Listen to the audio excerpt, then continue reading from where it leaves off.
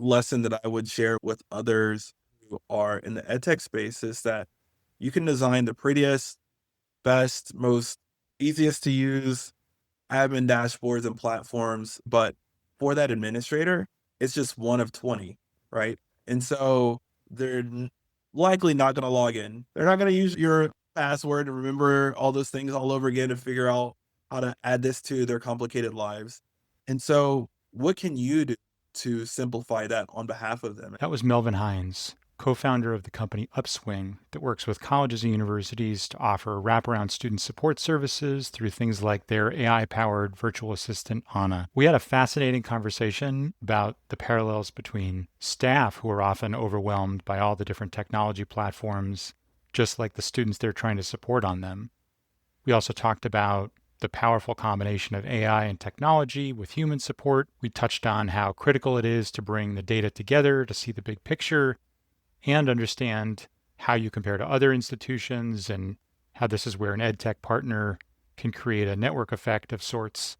I think you're really going to enjoy it.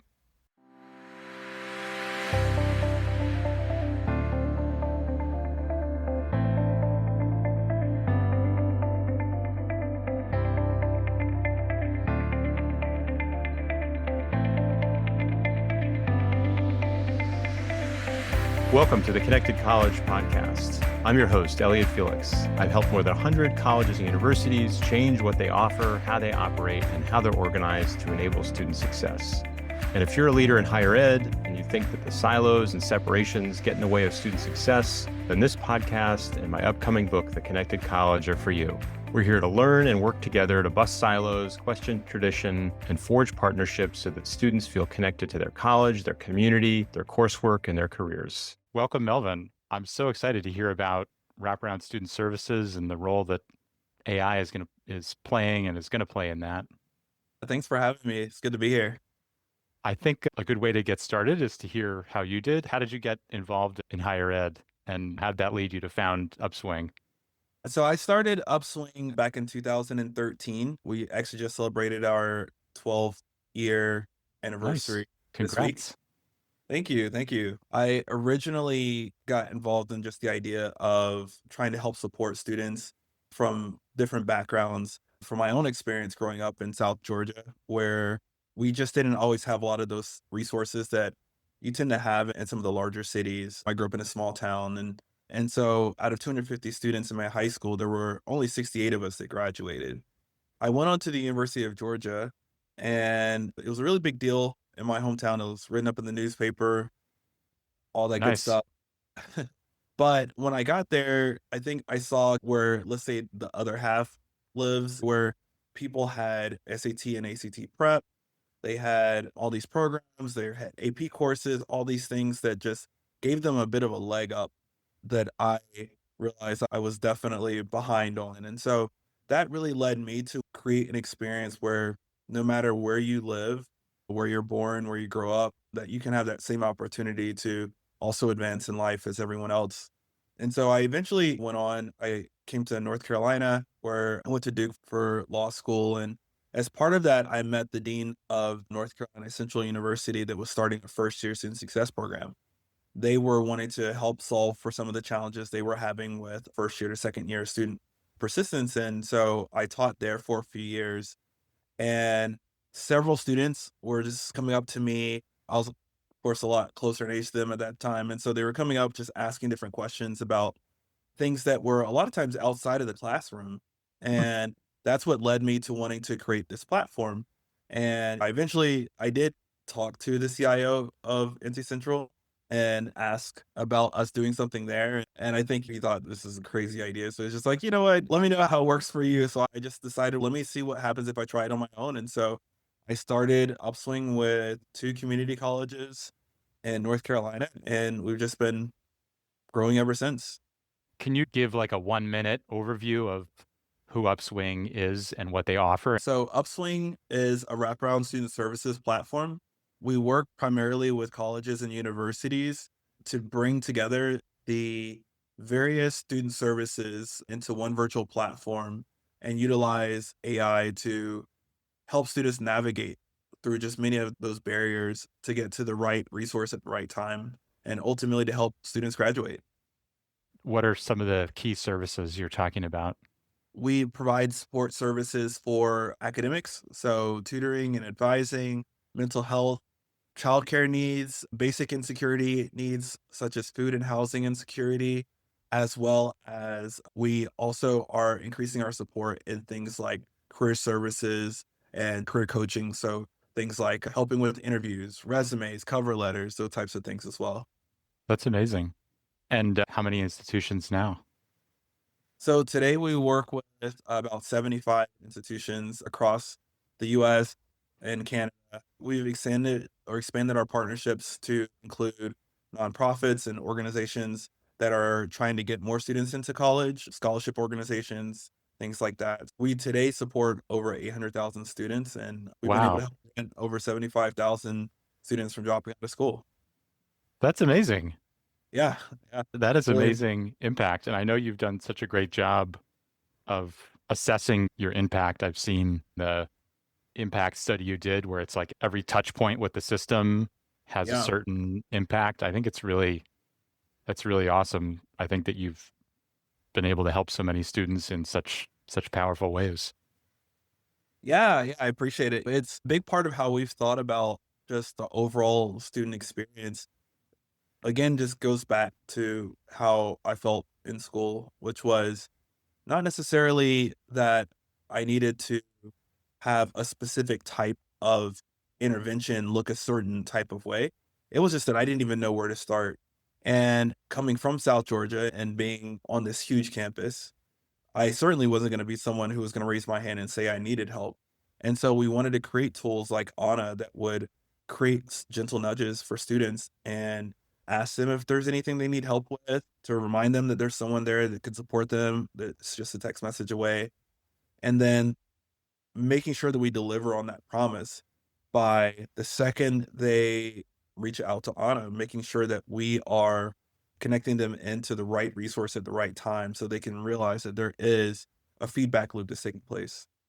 Yeah, I'd love to hear a little bit more, and I'm sure our audience would as well, just a little bit more about what do you mean by wraparound student services? I know you're trying to support the whole student and you're trying to think about the in classroom, the out of classroom experience and using AI to do that. So give us a picture of what wraparound student services are and how they work. I think that a lot of times people will tend to think that in order to serve a student, what we really need to do is focus on helping provide supplemental academic support, usually tutoring or advising.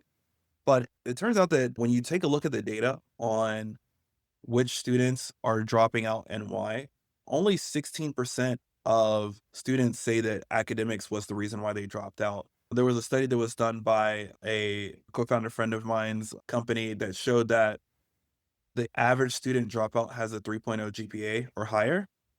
And so the question becomes, then why are they dropping out? And you can really start to look at a whole host of reasons that are sometimes growing, sometimes shrinking, but really it comes down to a few key areas. The first one is financial distress. So perhaps they lost a job, perhaps their spouse lost a job, perhaps they're struggling with making ends meet. And when they look at their full list of things that are keeping them from getting to the other side, education is just one of those things that they're much more willing to part with than some of the other pieces that are there. We know that since COVID, mental health has been an increasing issue. What we found, unfortunately, we do what we call escalations, which are when we need to get an alert to a school because we're finding out something is impending, such as like potential self harm by a student. We're finding out that on average, our schools are having about 9 escalations per campus per year. And so that's been something that's grown significantly. Basic need support. I think one of the big stats that surprises people is that 1 in every 6 college students will be homeless at some point during their college experience. Food insecurity being a big issue as well. Childcare. These are all the things that are going to prevent that student from being able to focus on and think about class when that Right. instruction starts. And so what we wanted to do was create a tool, a platform, if you will, that would bring all those different resources together into one place and create Anna, our virtual assistant, as a means to be able to connect that student to that right resource at that right time to ensure that student is feeling supported, is recognizing that whatever they're going through right now, this too shall pass and that they can make it to the other side. I think that's it's so great that like the idea of there are all these different resources, right? The resources that were new to you when you arrived on campus that others were already depending on and everyone really should benefit from, but they may not know about them. They may not know how to access them. They may not feel good about asking for help. They may not access them. And so it's about delivering the right resource at the right time. And I love Mhm. the virtual assistant to be able to do the gentle nudges. I know we years ago we had conversations about our student experience survey, and that was like the big thing I learned from that conversation with you is how timing is everything. Sending a message like how you feeling about midterms coming up. And Exactly. the response you're going to get in that moment is going to be so different than when someone sits down to take a 10-minute student experience survey. Exactly. I love the timeliness. I love the proactivity. I love you were an early adopter of AI in terms of driving these kinds of nudges and responses and connecting students to resources. Yeah, absolutely. I would say 2 things, the timing and the responsiveness. They end up being the things that cause students to seek that help. Like, a lot of the times, what we've seen with some of our colleges is that their way to solve for the significant dropout rate that can tend to happen with first-year students is to do a first-year orientation, first-year seminars, and we have seen data that helps a lot more than it hurts for sure. But what we know time and time again is that a lot of times it goes in one ear and out the other. And then when they actually find themselves in that need, they, rather than recollecting what that challenge is and how to solve for it, decide this isn't for me and they end up quitting. So, Yeah. how do we make sure that we insert ourselves at exactly that point in time to remind them?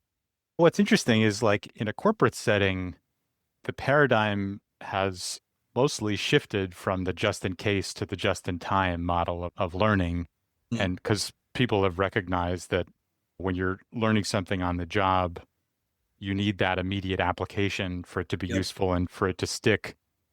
But when absolutely. you think about how institutions make students aware of support services and programs, a lot of it is still in the just in case we're going to flood you in orientation Yep. and then okay, we'll space it out over a first year seminar, better, Mhm. but still not as timely. We're talking about wraparound student support services.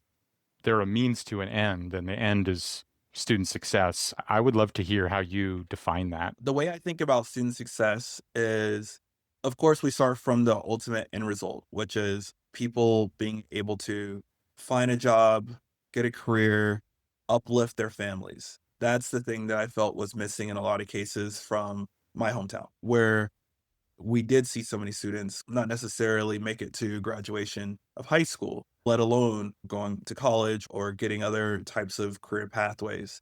So that's the ultimate goal that's there. So then the question becomes, okay, what does it look like to be successful in order for us to get them to that point? What we know is that we need them to be able to graduate and we need them to be able to be prepared for what's next in life. If we can do those two things well, then we can help to change an entire generation of students. And so to us, when we're looking at the metrics, it is about how quickly are we making those changes and how effectively are we making those changes. We looked at a study actually just recently from one of our HBCUs here in North Carolina where they found that time to graduation for Upswing users was actually shrunk by a semester for undergraduate students and by a full year for graduate students. To them, that was the most important metric for student success because what they found was that the more drawn out their students are in school, the less likely it is that they will ever graduate. And those are the types of things that we tend to focus on as our internal metrics to determining whether or not we're actually helping student success. That's amazing. What was the decreased time to graduation attributed to? Is that like better advising so that people aren't picking classes all over the place or what? That's what jumps to mind for me. But did they know what's driving that? It really comes down to a couple of things, right? The first one is information awareness. So we did a study recently with a community college in New York, and this was a randomized control trial. Half the students got on half the students didn't get on it. And one of the campaigns that we were introducing to them was more or less a reminder about if you are a senior that you will be graduating soon and that graduating isn't automatic. There are certain things you have to do and checking to make sure that you're doing the checklist, right? Having the right number of credits, prepare applying for graduation, going through the different, requirements that that school set, Jumping through all the hoops. jumping through all the hoops. And quite a few of the students had no idea that these were even things they should be paying attention to. Some of them were working when the campaign started and were asking if there were people who could support them when they got off work, which was when the school closed, which meant needing to provide after hour support. In the end, what they ended up finding out was that Anna helped to increase their graduation rate by 8%. So that's just one of the myriad of things that could be milestones and hurdles for students to get to where they are ultimately having that diploma in hand and ready for the next phase of their lives. That's awesome. Yeah, and it's interesting. If student success is graduation and preparation and uplift, it seems like you kind of work the problem from two directions. Like I see the value of Anna, and clearly you have the results to help people become more aware of the hoops they have to go through and that they actually have to apply to graduate. Mm, But I feel like it also maybe helps you spot the hoops and maybe take some of them away, right? exactly. What can we offer after hours? What can we streamline in terms of policies and processes? Exactly. In addition to helping people navigate or jump through the hoops, are you ever surfacing these to institutions and saying you might want to get rid of some of these hoops? Oh, absolutely. So we collect data on each intervention that we're having through our platform, whether that's with Anna, that's with our academic support, coaching, advising, mental health support. And all that becomes part of the monthly conversation that we have with each one of our schools via their dedicated, what we call a hero, higher education retention officer. And the whole idea is to give them a look into specifically what might be falling through the cracks that they didn't initially realize. I'll give you a couple of examples. One was during COVID. When COVID first started and there was this mad rush to get everyone online, one of the things that one of our schools, and of course, we found out that a lot of schools realized was that many of their students weren't showing up online.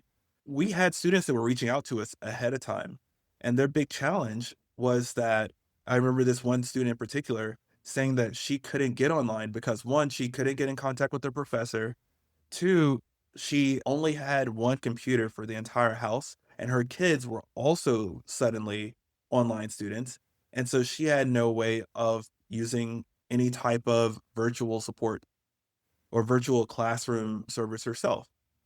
So we were able to relay this to our college partners who then designed a laptop loan program with the laptops that were obviously still on campus. And that allowed for these students who were adult learners to drive by the campus, pick up a laptop, and actually be able to continue their studies. This particular student reached back out to Anna at the end of the semester to let us know that she was able to not only finish her studies, but also continue to register for the next semester when she was actually planning to quit. So this was one of those moments where us being able to share what we're seeing through our data to our schools just allowed them to just be a lot more proactive. And all we had to do was just surface for them what we're seeing. They knew what to do once we showed that to them. That's great. Love the hero concept. That's what we all need. That's probably the single part of Upswing experience that our schools tend to love the most. It's funny, you do all this work with the technology and the engagement and services, and they always talk about the heroes. But that's a big part of what we, I think, try and do a good job of delivering because a lot of our college partners are also very under-resourced and understaffed. This would probably be lesson that I would share with others who are in the edtech space is that you can design the prettiest, best, most easiest to use admin dashboards and platforms that you want to do. But for that administrator, it's just one of 20, right? And so they're likely not going to log in.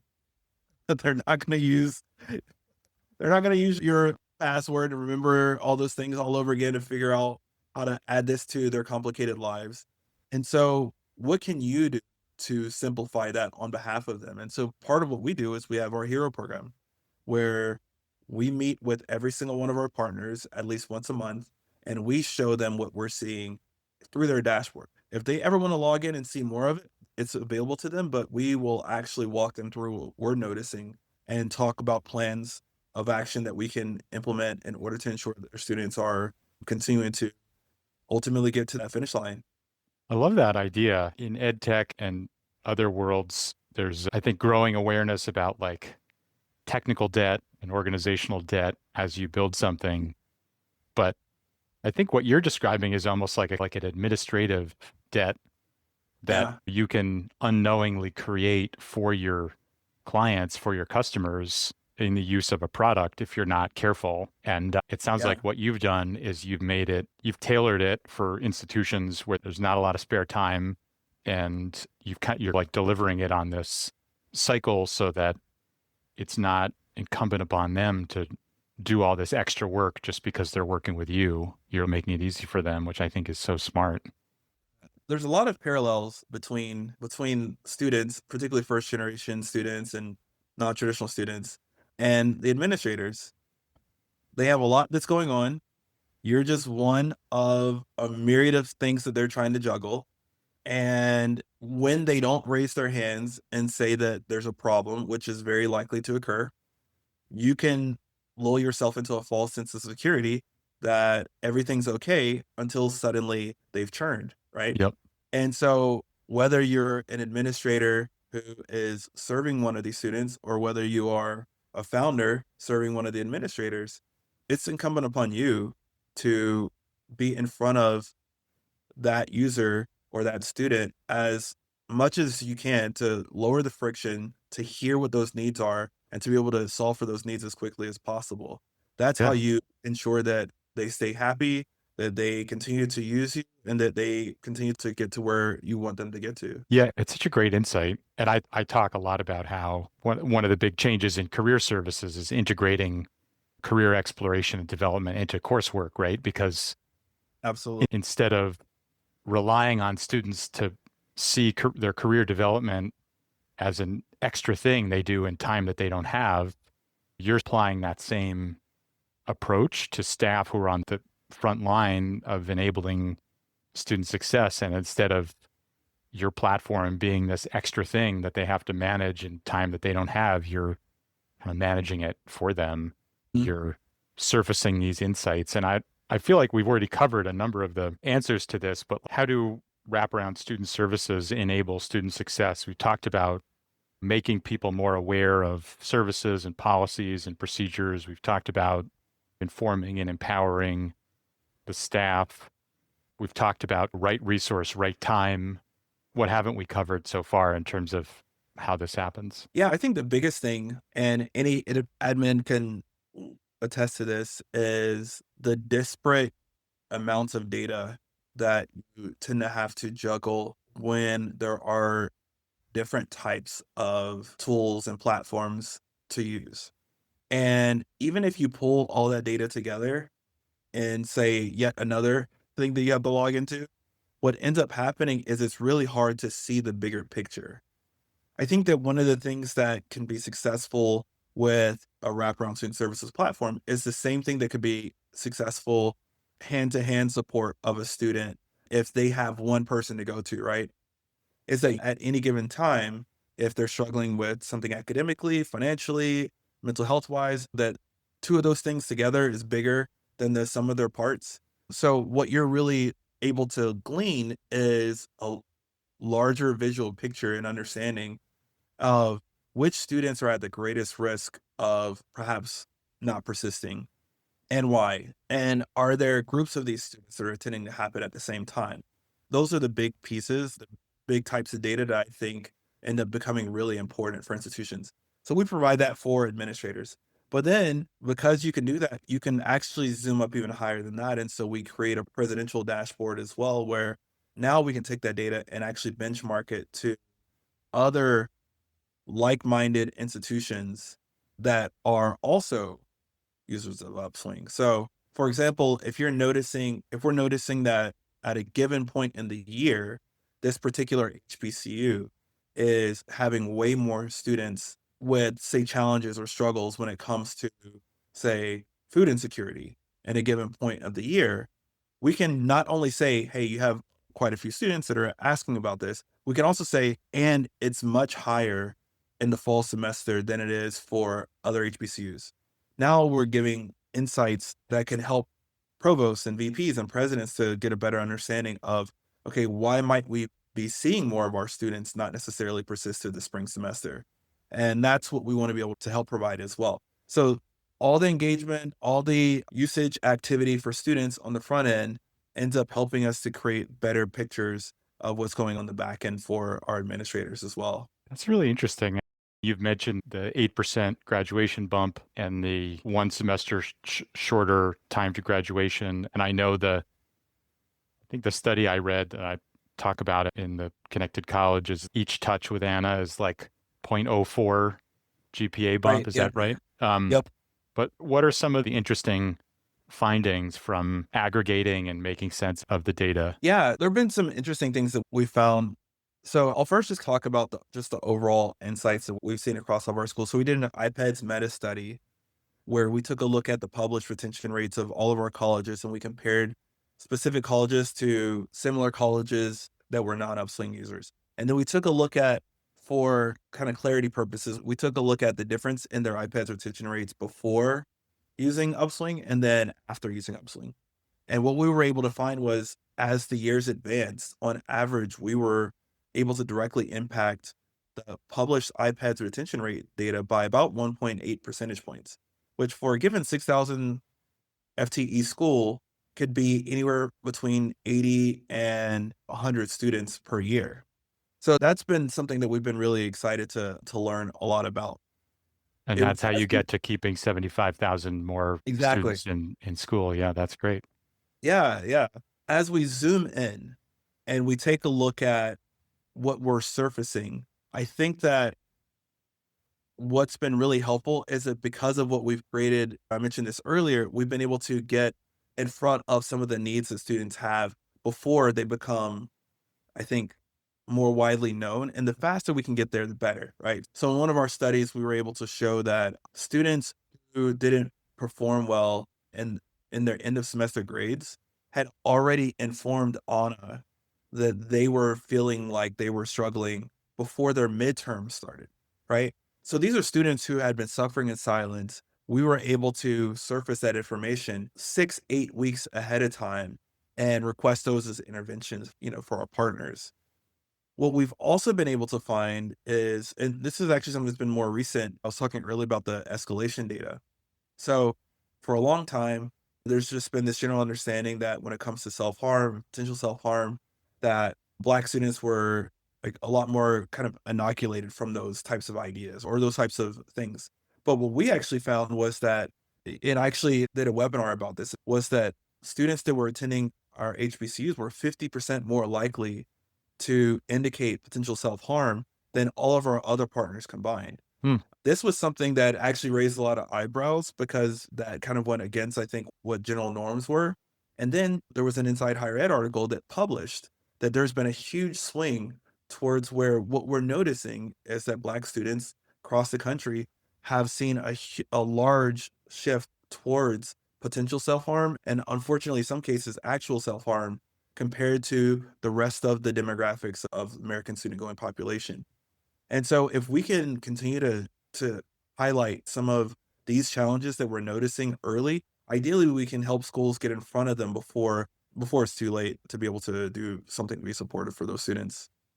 Yeah, that would be great. And I think it's the JED Foundation did research a while back about less help seeking behaviors among Black students in terms of counseling. Absolutely. Yeah. If there are ways to sort of surface that sooner is certainly to everybody's benefit. How are these wraparound services changing and how can institutions adapt? You've talked about mental health and the rise of mental health, financial distress, basic needs.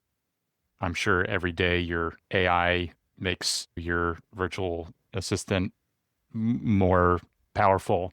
But so what are some of the big changes you're seeing in terms of how we support students holistically, and what advice do you have for institutions to adapt to those changes? So I would say there are two key things that we've certainly seen. The first is just the increase in number of non-traditional students. When we first started Upswing and we were talking about really wanting to help support first generation non-traditional students, I think the idea was, wow, that's such a small demographic. Why do you focus on those students? And today they're the The fastest majority. growing, largest, Yeah. majority of all students that are going to college. They have a set of needs that are completely different and unique. And a lot of times schools are unprepared for them. For example, one of our partners that we visited was telling us about some of the very unique ways that they're having to deal with childcare challenges.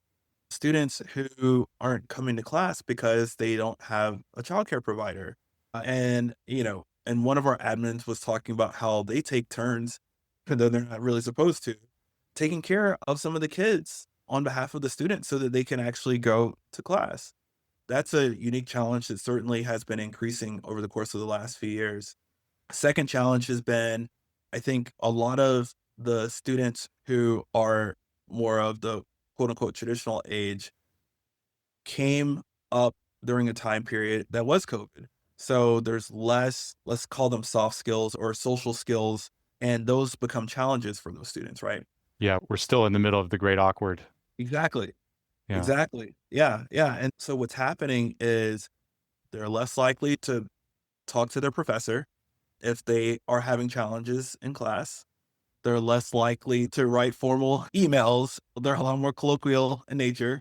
Mhm. And they're less prepared for interviews and to submit resumes and those types of things. And we're seeing an adjustment in terms of some of those wraparound services needs because we're having to help to, in a very short period of time, close the gap that's been created over the last 4 or Right. 5 years because of COVID. And that in and of itself is a challenge for a lot of our colleges because they're not getting additional personnel to provide that support. Right. The If same anything, it's number the of people, opposite. Yeah. yeah, if anything, it's decreasing. And so how do you do more with less? Yeah. That becomes the big challenge that a lot of our college partners are dealing with. And I think this is one of those places where technology can certainly help. But at the end of the day, it does require a human experience. And that's a big part of why what we try to do with our virtual assistant, Anna, is to surface the needs, to create the easy referrals, to solve for the quick questions and the easy to answer problems, but then to be able to pass along to those people the big challenges, the hairier issues that Right. really do require that human intervention. So Anna's freeing up time among very busy student success staff on the front line so that they can deal with the kind of thornier problems. Yeah, absolutely. Absolutely. This is really inspiring, incredible work. And Thanks so much. I think it's really great to hear all the success you've had in enabling student success, looking at students holistically and providing support in and out of the classroom and connecting the two, I think is such a vital part of our collective mission. So thank you, Melvin. Great stuff. Yeah, yeah. Thanks for having me. Always great to have this conversation and to share what we're seeing and learning. And yeah, appreciate the time. Thanks for listening to the Connected College podcast. Subscribe to my Connected College newsletter at elliottfelix.com for insights and excerpts from my upcoming book, tools you can download, and special offers. You can also find more information about talks I've given, articles I've written, and upcoming events there. And please support the podcast by rating and reviewing it wherever you're listening. Let's create connected colleges where students will succeed.